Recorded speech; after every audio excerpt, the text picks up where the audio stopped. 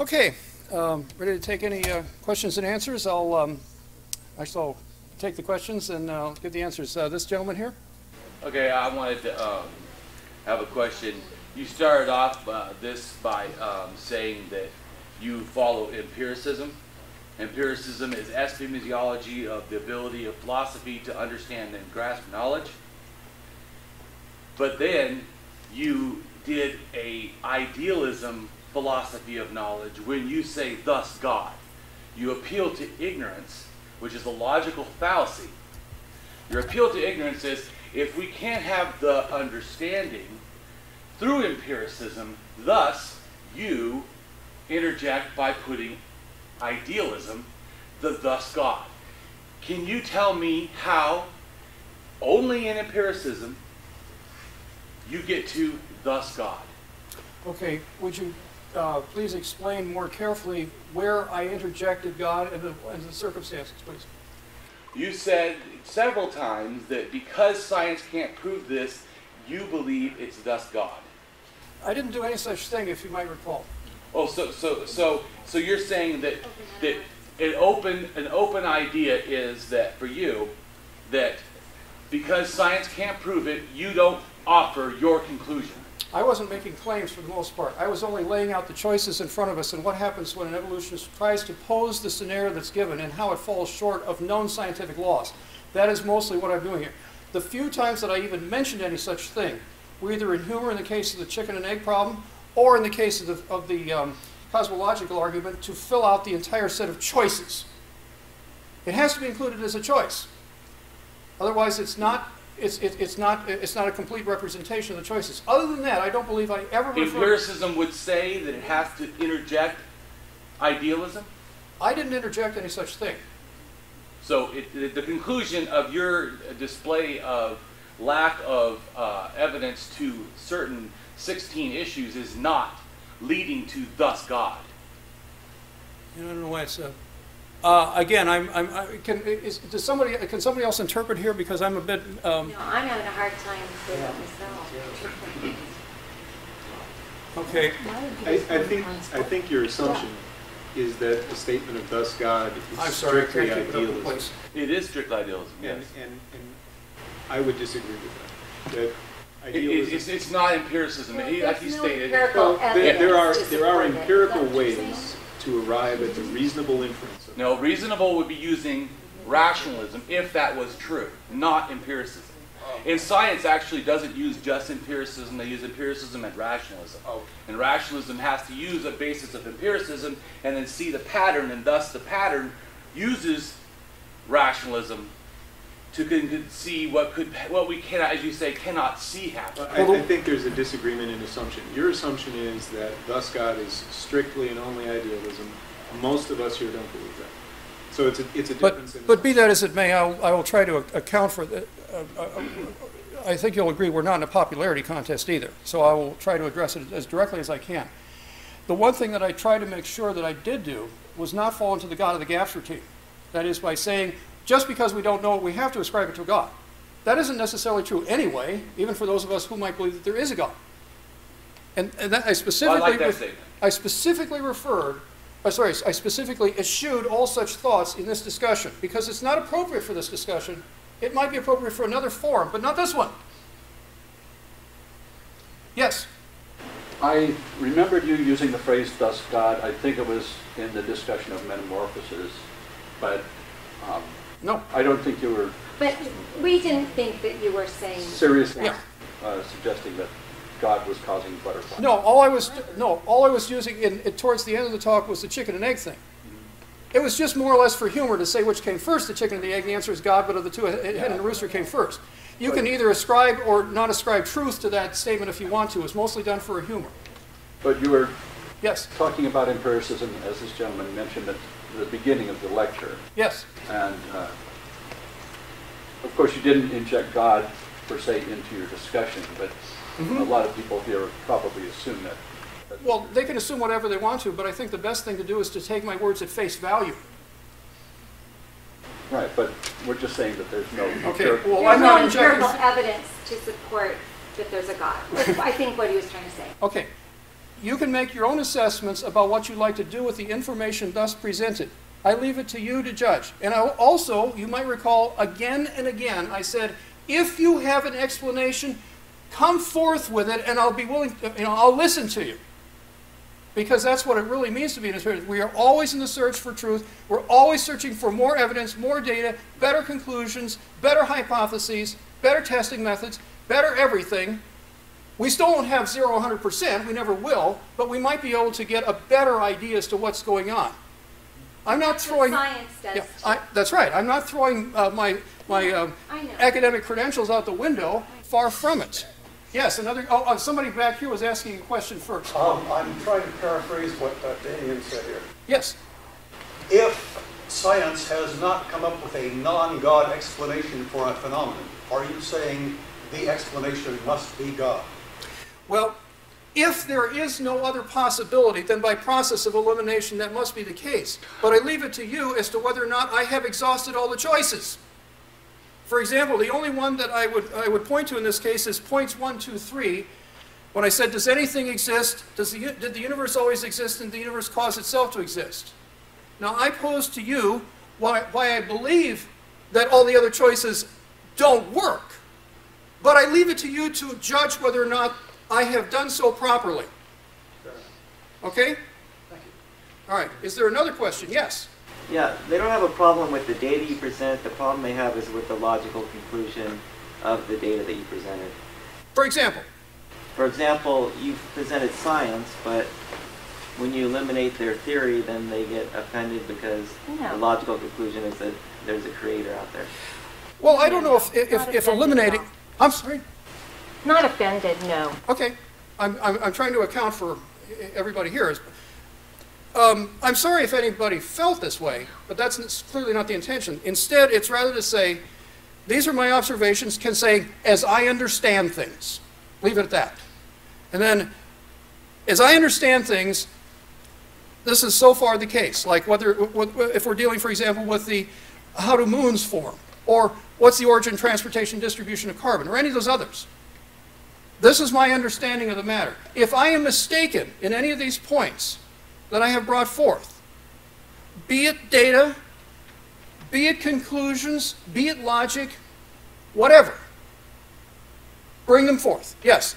How much, if you take all the knowledge in the universe, correct, and you give that a percentile basis, how much would you know? Percentile basis on how much you would know on all the knowledge that ever existed and is to be discovered. Well, I think Edison said it quite well when he said, we don't know 1/1,000,000th of 1% about anything. So could there be answers in the future? Of course there could. But until that day comes, this is what we have. An empiricist is to say, let the evidence come forth. Right now, these are the conclusions that we have. These are the hypotheses. These are the theories. These are what we have now. Any number of things have been turned aside later by further analysis, by further data. And I am true to that. And furthermore, I'd just like to point out the dangers of the appeal to ignorance fallacy, which of course I'm not suggesting that you use, but no, of course not. But I came here to be educated on your topics, correct? I'm not trying to combat you. I'm reading with respect, of course. Excellent. But like back in the medieval period, correct? When the Black Death was going around, they were looking for causes. This was before Louis Pasteur, germ theory of disease. And one of the answers was, it was the Jews, divine punishment. So we must self-flagellate ourselves, flog ourselves, whip ourselves, kill the Jews, burn them, or whatever else. And I understand that those people weren't practicing what Jesus Christ taught, of course, but they still did it. And what you're saying is that, and that's just dangerous. You're saying because we don't know someone's substitute answers. I just want to highlight the dangers of the. Did I say anything like that? Of course not. And I never said that you did. All right. Well, then I continue not to say anything like that. It's only fair. There we go. Again, if I have actually made an error, let me know what it is. But if I haven't made an error, then it does no good, I suppose, to mention the errors of other people. No, I was stressing the man in red that made that the logical conclusion is God. I mean, that just seems like that's a purely ignorance fallacy. Okay, again, where are you referring to the cosmological argument or something else? Which is it? No, the man in red. The man in red? The man just asked the previous question about you shot down our theories, our hypothesis, correct? No, what I'm trying to do is say that if I ask any of these questions, the idea is, what does an evolutionist have to put forth to try to answer these issues? And when presented with those notions, I ask, how do they stack up against known scientific laws? One I didn't get to mention earlier that I had mentioned in a previous talk. The moon, if we were to form a moon out of impacting the Earth, and we were to get beyond Roche's limit and all of that, the best chance of forming a moon would be if the material came essentially straight up. You'd have to have, in order for it to not hit the ground and not to fly off in space, it would have to have a tangential velocity imparted to it, approximately the same as that for a geosynchronous orbit. What does our moon actually exhibit? It revolves around the Earth once every 28 to 30 days. So in other words, the very notion of causing the material to come out of the Earth under that scenario doesn't match what actually happens to the moon. It would never do that. But again, if somebody wants to point out a flaw in that logic, yes. I think you're addressing the idea of the Earth-Moon problem with the assumption of the Earth already being formed and the moon something crashes into the Earth and then forms a moon. I did say that, by the way. Pardon me? I did say that, by the way. Right. Okay. My understanding is that the Earth was still in its formation when this happened, and so there was no Pacific Ocean. In other words, there were no oceans. The Earth was still in its formative stages when this hypothesized collision occurred. What would you? They both formed more or less at the same time.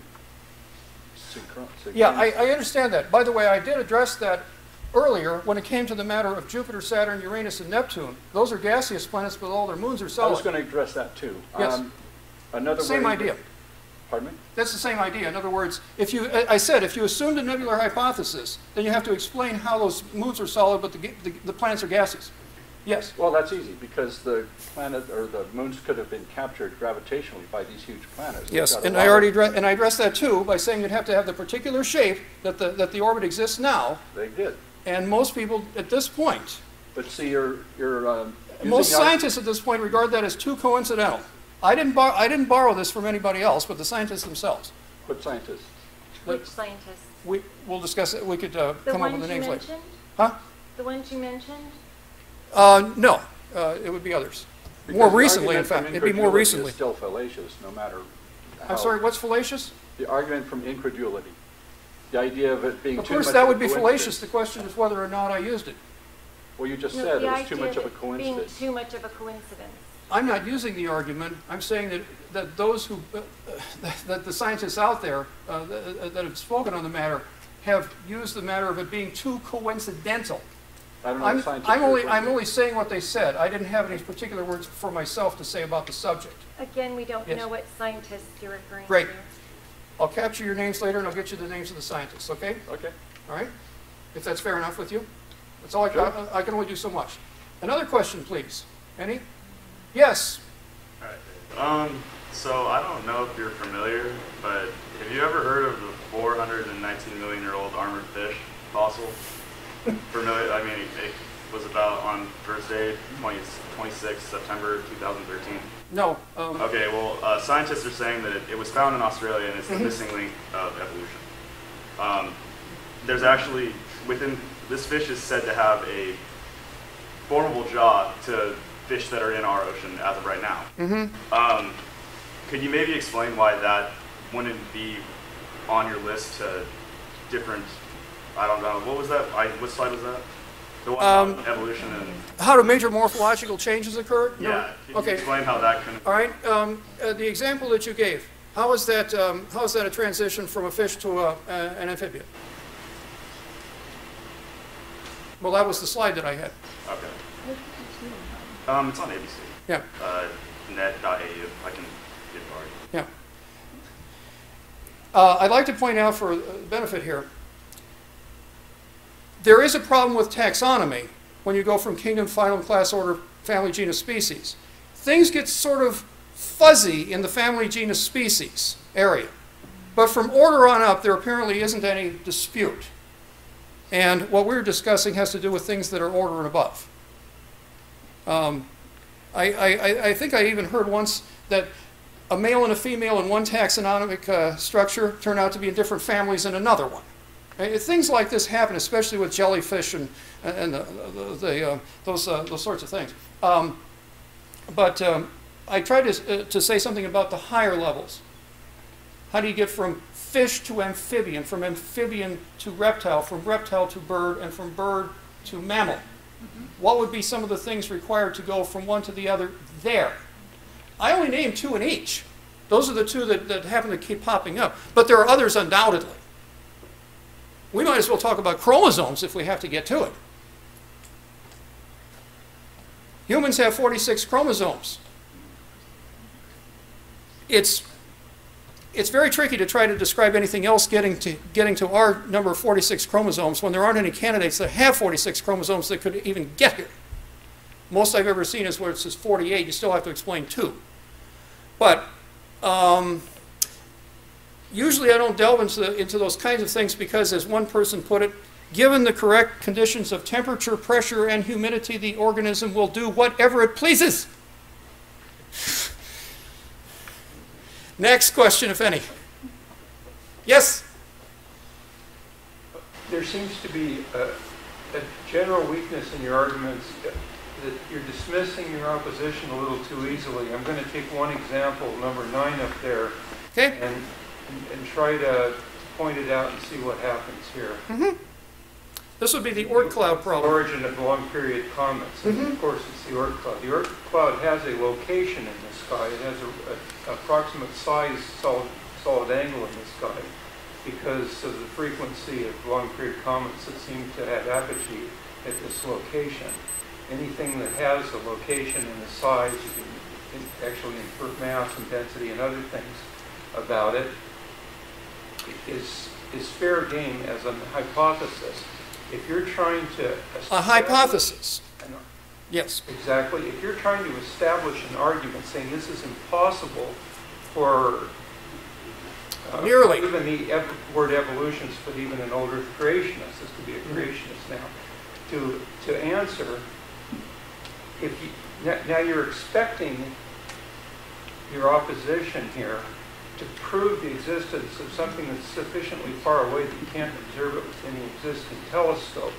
What you're supposed to do, your burden of proof, is to construct an argument that looks unlikely to everyone else. I look at this and I say, you're dismissing something that is a perfectly reasonable hypothesis and still claiming you have an argument, even though the explanation makes sense.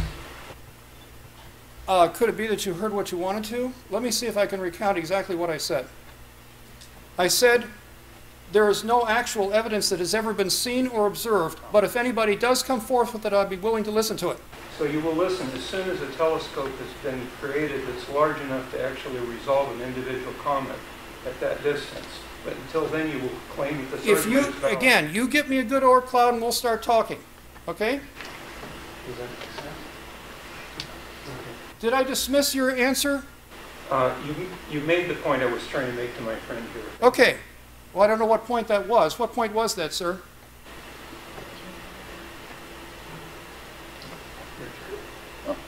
Yes. The point was that you are asserting something as an objective fact and saying that the opponent can't produce a telescope sufficient enough to disprove what you're asserting as an objective fact. But you have no evidence for your objective fact in the beginning. Mm-hmm. I'm not claiming anything with regards to the origin of the long-term comets. I'm only saying that for those who would have the theory, that it is an Oort cloud, it's fair enough that I ask for the evidence for it And until it comes forth, it is a hypothesis. It is not nothing, but it is only a hypothesis until it's backed up just like any other hypothesis. And that's all I'm asking for. Show me a good Oort cloud. Show me the evidence of it. Until then, it's a hypothesis.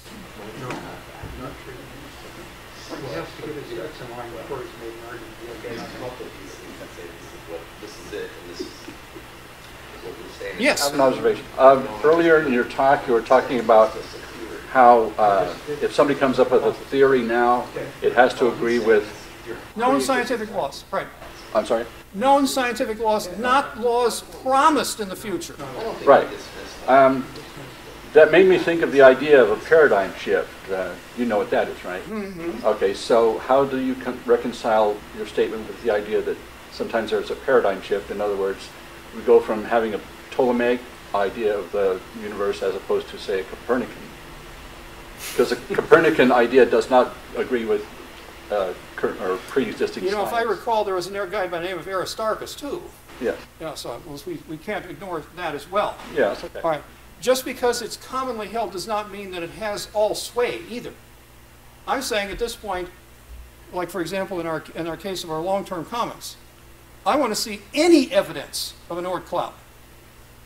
I don't mean inferences and so forth, which might lead you to believe that there is one out there, which are a good starting point. I'm saying, where is the Oort cloud itself? Show me the Oort cloud, and I'll take it off the slides. See? It's as simple as that. Sir? Yes? It's my understanding, and I'm not an expert in the area, that the Oort cloud does have empirical evidence for it, which is that you posit that there are these objects and a density of them which you know. And then you look through a telescope at the light beyond them, the stars or whatever, that would penetrate them and transmit through them. Yeah. And when you're looking through where you would calculate this cloud to be, you see the attenuation of the light. So it's too far to resolve the small objects, but you can see the attenuation of the stars. So it's my understanding that there is that evidence for it. And so that would be an argument. But I want to continue on. Yes.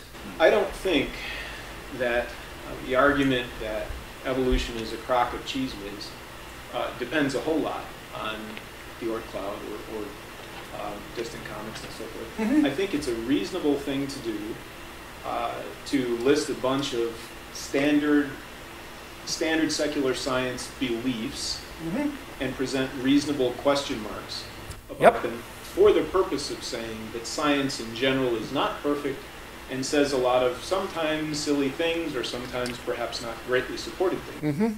However, if tomorrow morning we find that the Oort cloud, we build a really great telescope and we can image an object from it, I don't think that suddenly evolution wins or creation loses. I think that it's very, very difficult because of the complexity and sophistication of so many of these issues to hang the proof of creation or the dismissal of evolution on such a large body of complexity, because then we all here tonight have to go through all of it, and that's too hard. Yeah. But anyway, appreciate what you're trying to do. Okay. And but I do think there is evidence for it. Okay. Points accepted. Yes, again. Did you present any evidence against an Oort cloud? No, I didn't intend to. All I'm trying to say is I need to see evidence for an Oort cloud, for the claim of an Oort cloud to be established. I'm not making any claims about an Oort cloud. Those who are making the claims are the ones that have the burden of proof. Are those people not saying that an Oort cloud provides evidence for something that we have seen? It's a hypothesis for something that we have seen? Well, right now, as my understanding is that it is a hypothesis. It may or may not be well established. It may or may not be poorly established. It doesn't have evidence yet. That's what I'm looking for. Yes? Because this conversation is going on so long. Yes, especially about Oort clouds, yes. Your presentation is titled 16 Nearly Possible Issues for Evolutionists to Answer. That's right. What does the Oort cloud have to do with evolution? It's an issue that evolutionists bring to the table because we have a problem with long-term comets. There's still lots of them out there. But they are disappearing too. What is the explanation for them disappearing and still being, in other words, still having a high volume? That's the issue. And this is essentially what some of them can be explained by the same, the Kuiper belt and the interplanetary disk, but not all of them. And that's the problem. What do you do with the remainder? So, you seem dismissive of the idea of something being a hypothesis, but that's usually what we have to work with until we have. Not at all. In fact, everything starts off as a hypothesis. Exactly. Everything does. And All I'm saying is if it doesn't gain any traction beyond that point, then it's not fair to call it something other than a hypothesis until it gains that traction. It's only fair, yes. Well, scientists don't call it anything other than a hypothesis. Unfortunately, that doesn't always seem to be the case, and it's too bad. If people left it at the level of hypothesis, if that's all it is, I'd have no complaint. It's just that it has been brought up to such a grandiose level that, at least in the minds of the public, yes. So we have a question in the back here. Somebody he hasn't asked a question. Yes. Can creationists answer all those questions? Here? I don't know if they could, but again, I'm not the one making the claims tonight. Not in general. I feel that you're conflating evolution with abiogenesis or like the creation of the universe. No, it's rather that evolutionists see a stake in all these other issues as well to go from infinitesimal to man. Because otherwise... I'm sorry, I have a minor in biology, and my biology professor never addressed abiogenesis in evolution. I think I have a textbook in my house, I can bring it out, and it doesn't, evolution, the section on evolution, it doesn't say abiogenesis. There's two different sections. There's abiogenesis, which they say, we don't know. That's the best thing. We don't know. Yep. Right? And the second section is evolution. It's like, this is the plausible, this is what we have, there's evidence, there's still questions to be answered. So that's my textbook, that's what my textbook says. But I feel that you're conflating abiogenesis, which is one thing, with evolution, which is another. I'm not. No, I'm simply saying there are issues. I'm not trying to conflate one into the other or the other into the one. I'm just simply saying there are issues. What turned non-life into life? Is that what you're referring to by abiogenesis? We don't know. Okay, well that's the most graphic example I can think of right now off the slides is, in considering abiogenesis, you're asking the question, how did non-life turn into life? Well, what I'm saying at this point is, we can't even take something that's been freshly killed and breathe life into it. How do you expect to create, how do you expect to cause something to go from non-life to life, even at that level? You know what? I'm ignorant, but I truly want That's to learn. right, and so am I. I want to learn. I want So to am find I. an answer. But I'm not making the claims that things are going from non-life to life. It's those other folks who are. And I'm asking the question, how do you get there? And nobody's making claim that it does. Really? Not a claim. They're saying that that's a probable, that's a idea that we have, a hypothesis that we have. That's right. But besides, it never says. It's a hypothesis. I'm a college level book. It says that this is what happened. Yes. This is exactly what happened. They could say all they want to in the textbooks, and all I want is evidence. Evidence that conforms to known scientific laws. I think that's fair. That is fair. Okay. And as long as it's fair, we'll be fair with each other too. The trouble is, there is a, if I could inject opinion for once, I've been trying to stay away from opinion about as long as I can here. Whenever I pick up my news in the morning, and I see all these wonderful claims, I'm going to ask silly little questions. How do you know it's true? What is the basis for saying so, and does it conform to known scientific laws? And right now, there is this great plethora of information, in my humble opinion, that doesn't conform to scientific law. Instead, it's being paraded as if it is well established. Some of it may be. Some of it may not. And it's the part that is not, where I think I know something about the subject, that I'm going to ask some silly questions. There are plenty of other subjects I don't know about. I'll be willing to concede my ignorance. Evan Shute conceded his ignorance, for example, even though he wrote 24 chapters. He even said so in the end of his chapters. He said, who can be the specialist of everything? When, as we mentioned earlier about Edison, we can't even know 1/millionth of 1% about anything. Sure. But this is my considerations are, we have issues such as these, and others that I could have listed. Evidence. That's what I want. I'm an empiricist. I want to see the evidence. Fair enough? Of course, I want to see the evidence. Great. Great. That it was over God. Okay, another question. Any other questions? Lively discussion here. Yes, another one. Oh, she hasn't asked one yet. Go ahead. I didn't see her either. No, I didn't. Okay. I'll take yours next, by the way. Gentleman over here, I'll take yours. Yes, go ahead.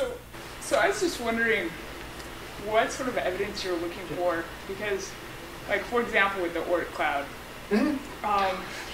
it's not necessarily emitting any sort of electromagnetic radiation.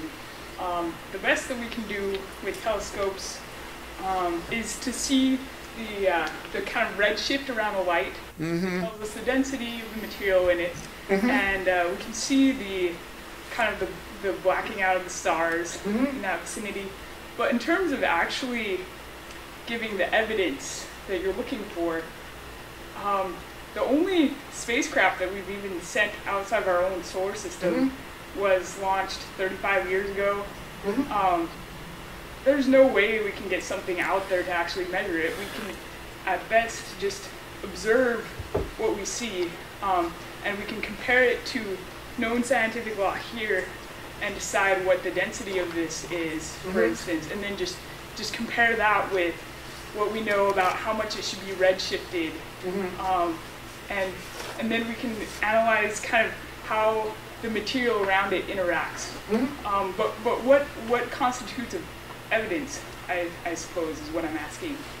Well, I suppose I could leave it to the specialists what constitutes evidence in their own fields and be a judge to that. But the problem is right now, apparently, again, it's my understanding that, because you weren't here for when I said that earlier. It's my understanding that this is still a complaint that there isn't evidence in the sense that's accepted enough to say, okay, there's our Oort cloud over there. We may not know everything about it, but sufficiently shown that there is one, and it's the body, in fact, that's producing the long-term comets that we've been trying to account for. It's my understanding that that complaint is still there. Now, if somebody can resolve the complaint, sufficient evidence, conforming to known scientific laws, off the list it comes. It's as simple as that. And voila, I can find another one to take its place, maybe, but I won't have that one. We'll vote for off the list on that. Huh? We'll vote for off the list on that. Okay. I think it better be on the basis of something other than a vote. But yes, another question. Also, so you brought up the point of like how many stars per year are born. You'd have to have in order to account for them. Yes, so 50 billion. So if we discuss our known observations of stars, so around Einstein's time, we were aware of just only our solar system. We weren't even aware of and we could see stars, but we weren't aware of the existence of galaxies. And then, kind of as astronomy developed, we discovered that some of these stars that we were looking at weren't actually stars. They're galaxies that have billions of stars in them. So from there, this history of the development of astronomy has slowly come to a point where, like, say last year, for instance, we discovered the Phoenix supercluster, which is not a galaxy like people thought previously. It's not a star like people thought previously, but actually turns out, because of the modern instrumentation and the development of new techniques and observations in astrophysics, turns out that this supercluster is actually like a cluster of hundreds of galaxies, and it has enough kind of power behind it to produce 100,000 stars per year. And so with this statement, we don't know. We might discover. Produce them, or that is generate them out of stars that never existed before? Correct. Okay. You show me the evidence. Okay. Okay. Fair enough. But what I was trying to get at here is that we'd have to see a large number of stars being generated every year, and when most people are just happy to see one.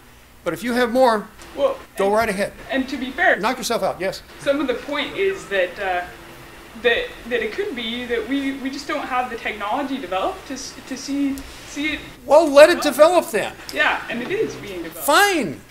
I'm no I hope I'm no hindrance to those developments, but rather to say until the evidence comes forth, it is still a hypothesis any more than other things were hypotheses until they were established.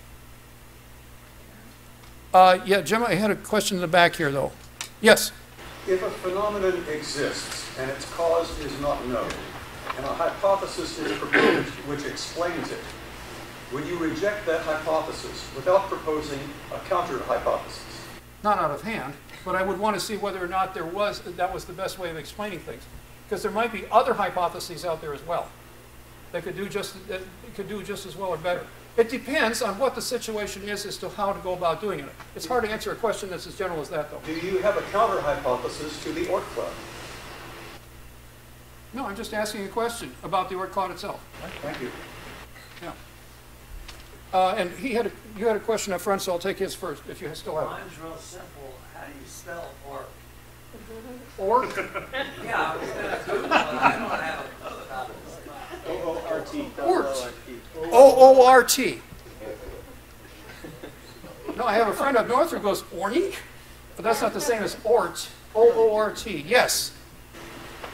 I would like to make a set of general comments. I think there are some things among this 16 which are very, very strong and do relate to the creation evolution issue. For example, number 1, 2, 3, 4. I don't think the long-term origin of comets has anything to do with creation evolution. I don't think Oort cloud has anything to do with creation evolution. I do think that proteins having only L amino acids, what turned non-life into life, these are very, very strong issues. And they're not, I don't think they're in the same class. For example, turning non-life into life has never been observed in a laboratory, has been absolutely scrutinized with hundreds and hundreds and hundreds of experiments where they attempt to do it. There's no evidence at all that it can be done after striving for a century and a half to do this, right? That fundamentally relates to whether or not we were created, because science has knocked itself out, has killed itself, attempting to show that there could be any material explanation for life. And all of the scientific attempts, 100%, have completely failed. It really relates fundamentally to the issue. Whether or not we get comments from the Oort cloud, I don't know, don't care, don't think it matters. All right. Points accepted in their context. Can I just point out that science has not killed itself trying to do this experiment, and I don't know if you know how many hundreds of times it's been performed. Well, but the scoreboard is 0% versus 100%. I mean, there's absolutely no measurements at all that life ever comes from non-life, despite lots and lots and lots of humans trying to sort of help it along, and it never works. But I'd like to point out here, again, the context in which I'm delivering these remarks is empiricism, which is to say, in an empirical world, never mind another world, like an absolutist world, a pragmatic world, or an existential world, or whatever other kind of world you want. Here we're dealing with 0 plus to 100 minus in percents. You might want to go into another world in order to expand those out to be 0 and 100. We can't do better than this in empiricism. That's all we have to work with. I'm agreeing with that. Great. And that's the forum here. Yes? It's a real simplistic one, but it goes back to the chicken and egg thing. Yes? And you've got to have the rooster and the hen at the same time. And so evolution has this high improbability of happening. It seems to be based very strongly on the matter, energy, and chance. From a mathematical point of view, is there such a number, or is there a theorem that says it's impossible? No, there's no such thing. However, the odds could be so vanishingly small as to exhaust all the atoms in the universe before you even get one chance to occur. Or, as Schutz's book points out, the most that we could ever expect to see, even under the most favorable circumstances as far as proteins, is 3. That's all you'd ever get by chance.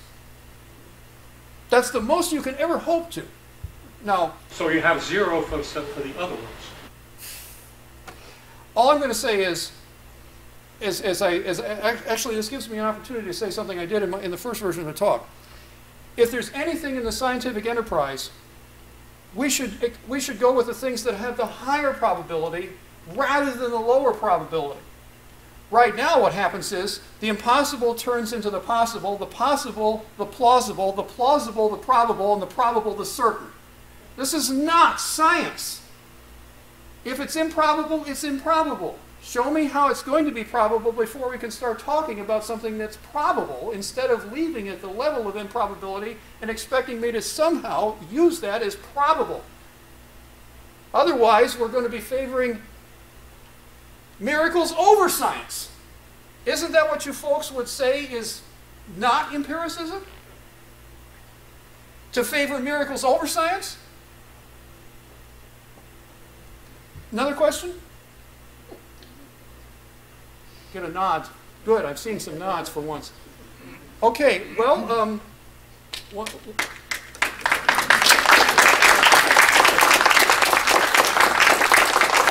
call a smattering of applause. Thanks. Great job. Okay.